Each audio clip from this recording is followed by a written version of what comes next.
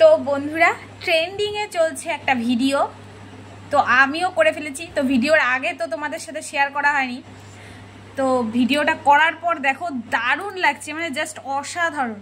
তুমি একটু দরজাটা বন্ধ করে দিয়ে আসো তো, তাহলে মানে কালারটা খুব ভালো আসবে অন্ধকার ঘরে। দেখো জাস্ট অসাধারণ, সত্যি একদম ম্যাজিকের মতন। আমার তো মনে হচ্ছে সারা ঘর যদি এরকম কাচের গ্লাস থাকতো আর এরকমভাবে আমি কালার দিয়ে আর মোবাইলে ফ্ল্যাশ দিয়ে সারা ঘর রঙিন করে রাখতাম। দেখো কি সুন্দর লাগছে দেখতে।